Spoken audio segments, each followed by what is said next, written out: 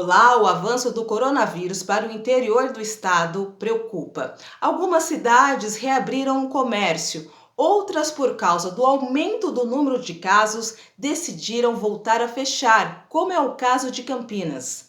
Nós conversamos com um especialista da PUC para falar mais sobre esse assunto.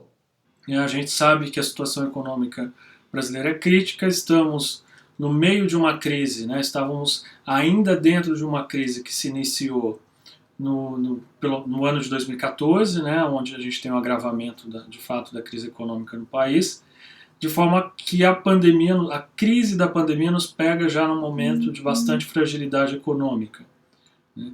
E aí, nesse sentido, o que a gente pode dizer é que os números, né, do primeiro semestre já mostram que, com exceção de alguns setores, tivemos queda na atividade de vários setores industriais, com exceção dos que foram motivados pela demanda adicional da pandemia, então setores que produzem álcool em gel, por exemplo, papel para higiene pessoal, esses lenços umedecidos, então o setor de papel e celulose, máquinas agrícolas, foram setores que cresceram, é, pelo menos no primeiro trimestre, e agora a gente teria que ver no segundo trimestre como que os dados se comportam, mas boa parte dos setores na região, setores da indústria de transformação, desaceleraram. Claro que o impacto no comércio é muito mais dramático, porque as portas estiveram fechadas na maior parte do tempo.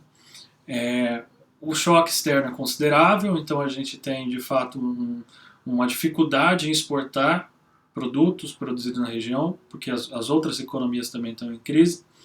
E importar suprimentos para a indústria também tem caído bastante, mesmo por conta da demanda interna, de forma que os efeitos econômicos são dramáticos. Então ficamos nessa situação, né? Claro que ninguém quer que a quarentena dure para sempre, isso não é possível, não é razoável, mas também escolher o momento correto para o retorno das atividades é importante, inclusive para a própria atividade econômica, que não fica suscetível a esse vai e vem, por conta, vai e vem muito curto, né? Porque, pensando um pouco o alongamento desse prazo, é até uma política que países que passaram pela pandemia já preveem que pode acontecer, né? Com abertura e fechamento alternados de algumas atividades para contenção da pandemia até que se haja uma vacina, um tratamento eficaz.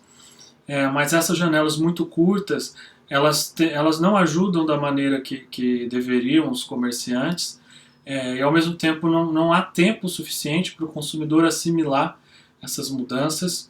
E também já temos aí um efeito da crise na renda, as pessoas não têm renda, as políticas de salvamento de empresas e de emprego e da renda possivelmente já vão se mostrar ineficazes no momento em que se tenta a retomada da atividade econômica, de forma que vamos possivelmente ver uma situação onde o comércio está de portas abertas e as pessoas não consomem porque não têm renda ou porque estão inseguras o suficiente para consumir apenas bens essenciais. Nesse sentido, eu acho que esse é o resumo da nota em si, dos números, né? E um pouco da questão da atividade econômica. E um último ponto importante é que, nesse contexto, a ocupação de leitos continuou bastante elevada, como temos verificado. Em Campinas, que é o município, né, digamos, é um dos municípios de referência de saúde no Departamento Regional de Saúde, temos passado por dias com 100% de ocupação dos leitos de UTI pré-Covid, e esse número raramente tem ficado abaixo de 90%. Isso pode ser um problema para o sistema de saúde. E outra coisa é a falta de coordenação dos municípios que abrem e fecham em momentos diferentes, podendo causar um movimento de disputa das suas praças comerciais na região, de maneira que os consumidores podem começar a se movimentar, ou seja, tem um efeito potencialmente negativo para consumir em municípios que não são seus municípios de residência, mas simplesmente porque o município X está aberto e o seu município de referência está fechado, né? O comércio está fechado.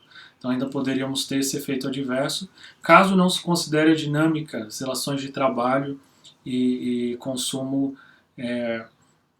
integradas no território, né? É por isso que estamos numa região metropolitana, né? Porque a movimentação de pessoas por razões econômicas é bastante intensa. Bom, eu vou ficando por aqui. Andréia Marques, de casa, para a TV Câmara.